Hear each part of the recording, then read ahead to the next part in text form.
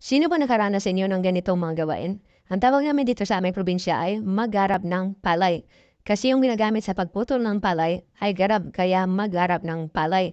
Nakita ko pala kanina yung aking sikan kasi na umani siya. Wala naman tayong ginagawa, kaya tumulong tayo. Hindi pa man dumarating yung ibang mag-ani. Oo, tumulong tayo. Kaya namimiss kong mga ganitong mga gawain. Alam niyo mga kaibigan, sa ngayong panahon, bihira mo na makita ang mga ganitong style sa pag-ani, yung mano-mano, no?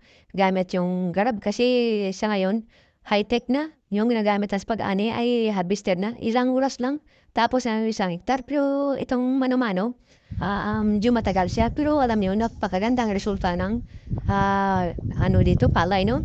Yung palay dito sa pag-mano-mano na pag-ani, no? Pagkatapos tracer, kahit hindi mo siya mabilad, 3 hanggang 4 na araw, no? Hindi umiinit yung palay. Pero yung ano, no? Yung harvester, no? Naka-observe ako na 3 araw, 4 na araw na hindi mo siya mabilad. Na umiinit yung palay at saka umiiting. So, yan ang diferensya nila mga kaibigan. Kaso lang, medyo mabilis lang yung sa harvester.